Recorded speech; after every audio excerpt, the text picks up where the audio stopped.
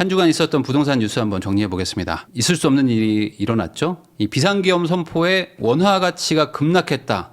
1430원까지 치솟았다. 이게 지금 경제만 봐도 이게 뭐 말도 안 되는 일이 일어난 거예요. 그래서 도대체 이게 왜 한 건지라는 거에 대해서 다들 의문이야. 도대체 이걸 왜 무슨 목적으로 한 거야. 그래서 지금 경제가 지금 박살나고 있습니다. 그래서 지금 환율이 막 급등을 해요. 계엄령 선포된 이후로 바로 그냥 그 금융 당국이라고 할 수 있는 이제 가장 최상단에 있는 지금 뭐 기재부 장관이라든지 하는 총재라든지 금융위원회 뭐 금감원장 뭐 이런 분들이 급하게 모입니다. 새벽에 모여가지고 이거 우리 어떡하냐 지금 큰일 났다 해서 야 이거 우선은 외국한테 알려야 된다. 우리 지금 경제 잘 돌아가고 문제 없으니까 제발 돈 빼지 마. 라고 하면서 금융 외환 시장은 정상 운영되고 있다라고 하면서 이제 급하게 막 얘기를 한 거예요. 그래서 우리 유동성 무제한 공급하니까 뭐 여기서 만약에 지금 뭐 패닉이 올 거라고 생각하지 마라. 우리는 돈 뭐 무제한 풀어가지고 다 막을 거니까 여러분들 나가지 마시고 좀 계셔주세요라는 거를 급하게 막 성명을 막 발표하고 막 합니다. 그래가지고 우선 어떻게 막긴 막았거든요. 근데 그 다음에 어떻게 됩니까? 막 올라가요. 주가는 막 빠지고 그 다음에 환율이 막 올라갑니다. 그래서 환율이 막 1440원, 50원 가면은 이제 금융당국이 뭐 개입을 했겠죠? 일부 개입을 해서 또 낮추고.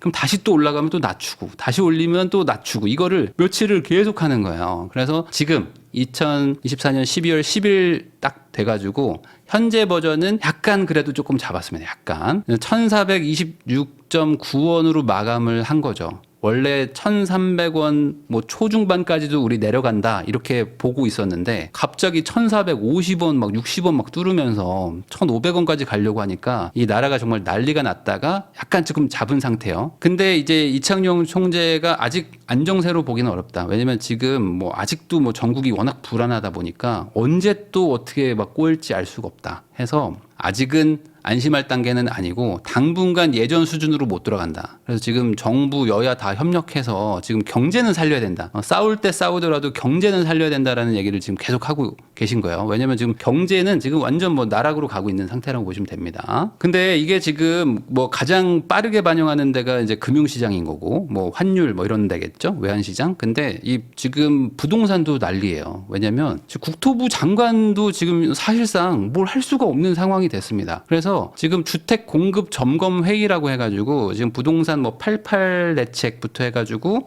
정부가 발표했던 게 여러 가지가 있었어요. 지금 뭐 그린벨트 해제하는 것도 있었고 뭐 3기 신도시도 있고 지금 뭐 1기 신도시 뭐 재정비하는 것들도 있지 않습니까? 그래서 이 국토부 장관도 지금 이 주택 공급 점검 회의를 이제 취소를 했습니다. 거기다 이런 얘기도 해요. 지금 재건축 초과이익 환수제 같은 거를 뭐 폐지한다거나 아니면 뭐 좀 개정한다거나 이런 것들을 국회랑 좀 이야기하고 있었던 게 좀 있었습니다. 그리고 지금 그 여야 할 것 없이 뭐 서울, 뭐 경기도 뭐 이런 데 지금 공급 부족하다는 거는 다들 동의를 했단 말이에요. 그래서 일부 조금 완화를 하려는 분위기가 있었어요. 근데 이게 지금 뭐 국회가 뭐 돌아갑니까 지금? 전혀 안 돌아가기 때문에 정상 심의될지 모르겠다. 당연히 안 되겠죠. 그래서 지금 재건축 촉진법이나 뭐 도시정비법, 뭐 주택공급 활성화 법안들이 국회에서 낮잠을 자고 있는데 뭐 당분간은 지금 부동산은 뭐 현안과 아주 멀기 때문에 이 부동산 쪽 정책들은 뭐 하나도 안 될 가능성이 높다고 보입니다. 우선. 자, 근데 이게 가뜩이나 지금 인허가도 부족하고 착공도 부족해가지고 이 내후년 뭐 26년, 27년, 28년 해가지고 계속 공급 부족하다는 시그널들은 계속 나왔단 말이에요. 근데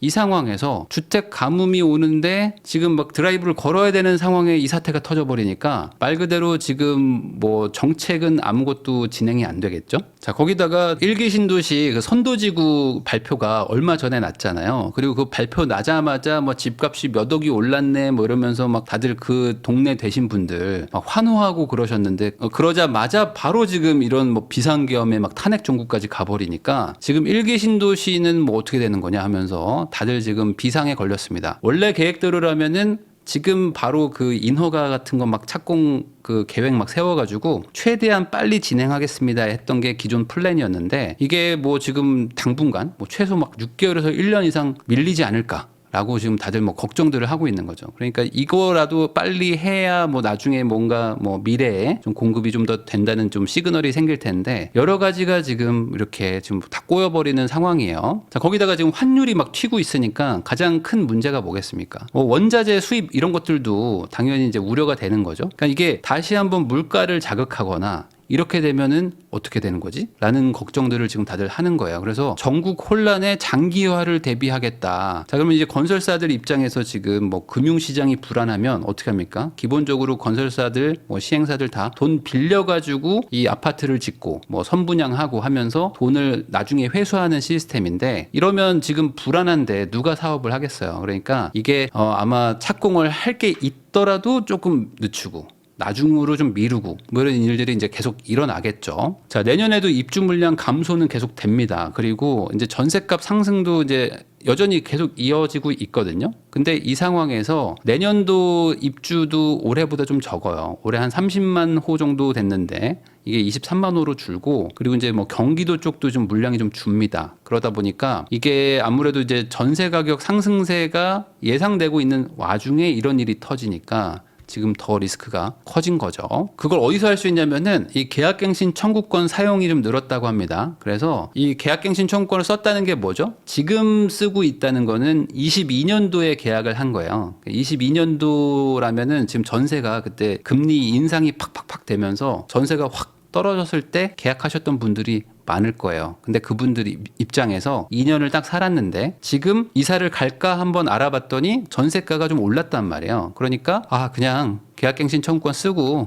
2년 더 살아야 되겠다라고 생각하신 분들이 많겠죠. 당연히 이건 뭐 전략이니까 이건 뭐 전략적인 선택인 거죠. 그래서 계약갱신 청구권이 늘었다는 거는 내가 이사 가려고 했던 동네들의 전세값이 좀 올랐구나 라는 거를 반대로 알 수 있는 그런 지표라고 보면 되겠죠. 그러니까 이런 상황에서 공급 대책들이 지금 완전 스톱된단 말이에요. 그러면은 이게 더 안 좋아지는 거 아니겠습니까? 자, 그러다 보니까 지금 그 시장이 되게 혼란스럽고 이 상황에서 매수하려는 사람들도 다 멈췄어요. 지금은 부동산이 뭐가 중요해? 라는 생각을 하시는 거죠.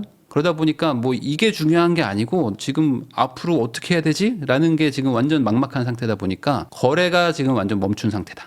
라고 보시면 되고 물론 소수의 사람들은 뭐 사러 가고 하는 것도 있지만 지금 시장은 당분간 얼어붙을 수밖에 없죠. 왜냐하면 지금 정책 변수가 너무 커져버린 상태니까. 자, 그래서 지금 서울 아파트 거래량이 하루에 10건 정도 된다. 그리고 평균 매매 거래 대금도 8억대에 그쳤다. 그래서 지금 정치 리스크 때문에 시장이 좀 침체가 될 수밖에 없다라는 거죠. 하루에 10건이면은 그냥 뭐 거래가 안 된다고 보면 되는 거죠. 왜냐하면 지금 서울은 25개 구가 있는데 하루에 10건이면은 뭐 한 구에 한 개도 뭐 쉽지 않다라는 거니까. 그래서 이게 회복이 당장 되기는 쉽지 않아 보입니다. 지금 시장이 완전 눌리는 상태로 보시면 돼요.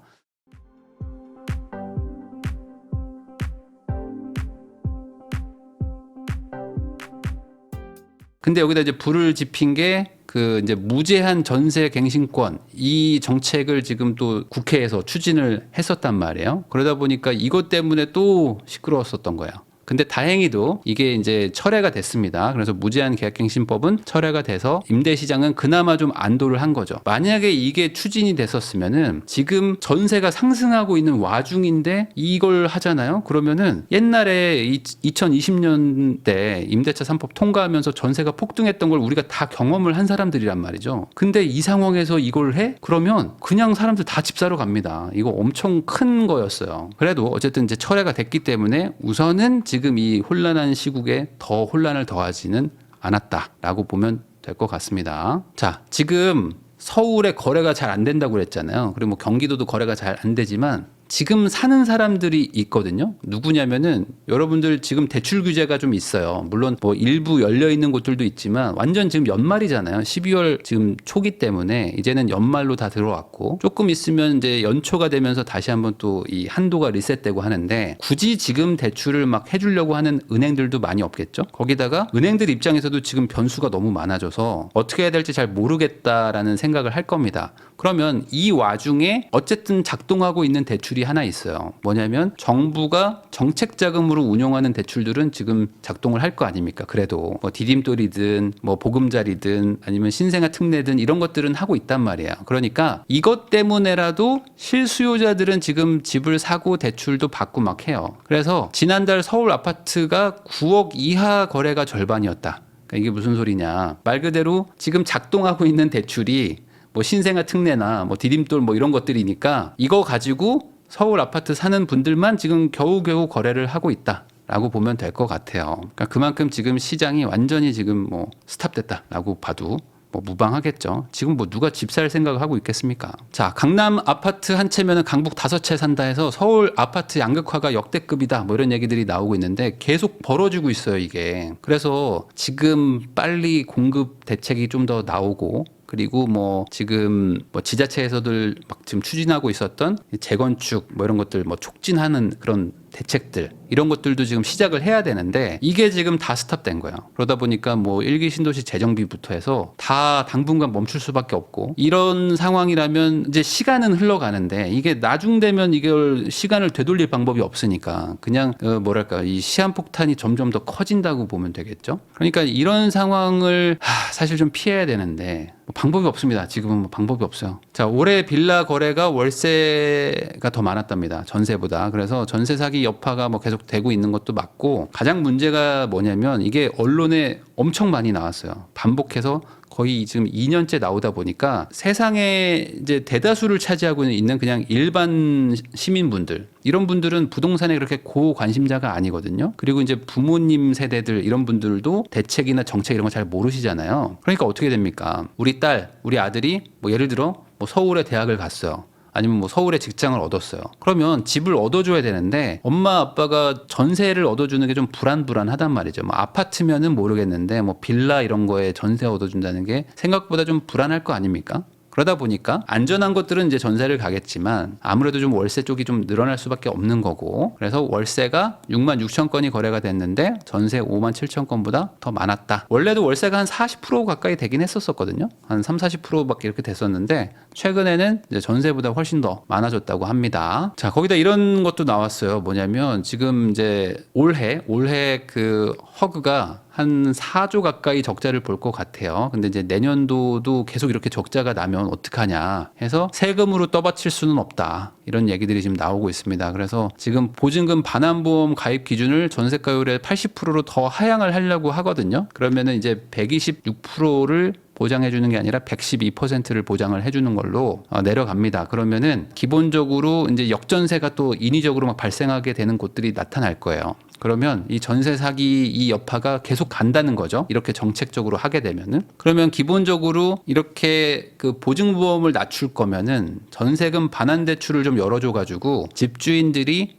월세로 전환할 수 있게 좀 해줘야 되는데 그 부분이 막혀 있는 상태에서 보증 한도를 계속 낮추다 보니까 뭐 전세를 줬었던 그 뭐 빌라 뭐 조그만 원룸 가지고 있던 분들 이런 분들이 대부분 뭐 노인분들이 많거든요. 노인분들이 뭐 그냥 월세나 한번 받아볼까 뭐 가지고 있으면 뭐 돈 되겠지 하면서 이렇게 작게 사놨던 것들에서 지금 전세 사기가 많이 터진단 말이에요. 그러다 보니까 이분들은 뭐 몇 천만 원이 없어요. 그래서 이 돈을 빼줄 방법이 없는데 대출도 안 되고 소득도 뭐 높지 않고 하니까 답이 없는 상태로 그냥 이렇게 무너지는 분들이 지금 많습니다. 근데 이게 지금 몇 년째 이어지고 있는데 아마 내년에 이렇게 하향을 하게 되면 또 무너지는 분들이 계속 나오지 않을까. 그러면은 그런 분들 집에 살던 분들 입장에서는 야 이거 봐라 전세 살면 안 된다 하면서 이제 전세 기피 현상이 일어날 것이고 그런 분들이 차라리 대출 받아가지고 이자 더 내더라도 아파트 전세 가자. 어차피 전세 대출은 좀 해주니까 아파트로 좀 몰려가려고 하실 것이고 그럼 아파트로 가게 되면 당연히 아파트 뭐 소형 아파트 이런 데들도 전세가 또 밑에서부터 막 밀려 올라온단 말이에요. 근데 공급도 부족하고 막 이러니까 이러면 더 이제 압박을 느끼게 되는 거죠.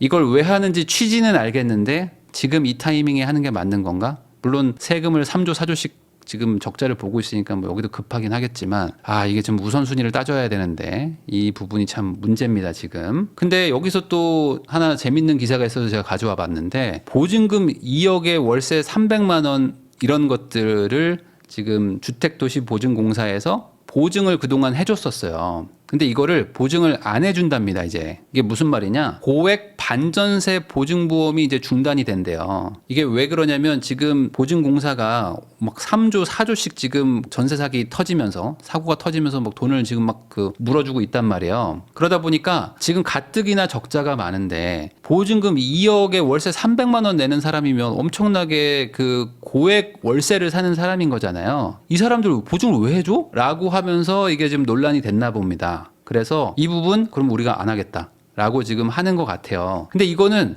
역으로 생각해야 됩니다. 여러분들 이거는 잘못 생각하는 거예요. 잘 한번 생각해 보세요. 보증금 2억에 월세 300만 원짜리라면은 그 집값이 얼마일까요? 이 정도의 월세를 사는 분들은 집값이 막 20억 넘어요. 막 20억짜리 막 이런 데 사는 거예요. 근데 20억짜리 사는 데에서 월세 2억에 300을 낸다 그러면 당연히 이 집은 전세 사기가 당할 일도 없지만 경매 당해도 다 돈 받거든요. 그러니까 사실 지금 이 보증공사한테 2억에 300짜리의 이 보증 보험료를 내가 받고 있는 거는 이거는 약간 뭐라고 해야 돼? 그냥 사실상 그냥 수수료 그냥 먹는 거예요. 이거는 여기서 사고가 터질 일이 거의 없어요. 여기서 사고가 터질 일은 별로 없단 말이에요. 오히려 사고가 터지는 거는 보증금 1억 2천, 뭐 보증금 2억짜리 뭐 이런 데서 터지는 거지. 아파트인데 고가 아파트가 지금 이렇게 전세 사기에 연루돼 가지고 뭐 경매로 넘어갔는데 경매에서 돈도 못 건지고 뭐 이렇게 될 리가 거의 없다. 그러니까 이거는 오히려 이거는 약간 권장해도 되는 건데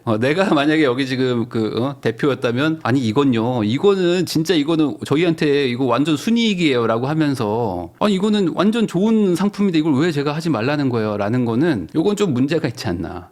이건 문제가 있지 않나라는 저는 생각을 합니다. 그래서 보증금 2억에 300이면 이거 완전 그 소위 말하는 꿀단지인데 꿀단지를 지금 깨부시라는 것 같아요. 그래서 가뜩이나 여기 좀 답답하실 것 같습니다. 이거 해야 되는데 여기서 지금 몇십만 원 받는 게 이게 완전 그동안 순이익이었는데 라고 하면서 오히려 이걸 막고 지금 더 리스크 있는 쪽에다가 대출을 해주라는 것 같아요. 지금 보증보험 해주라는 식인 것 같아서 아마 답답하실 것 같아서 제가 한번 가져와 봤습니다. 이거는 그냥 해주면 그냥 공짜로 먹는 건데 어쨌든 좀 아쉬움이 있어요. 그래서 지금 전반적으로 지금 뭐 정치가 지금 소용돌이로 빠져 있기 때문에 이 상황에서 뭐 다들 뭐 지금 정신 없겠죠. 그래서 이런 식으로 지금 기사들이 나오는 것 같은데 다음 주에도 제가 잘 정리를 해가지고 여러분들한테 한번 소개해 보도록 하겠습니다.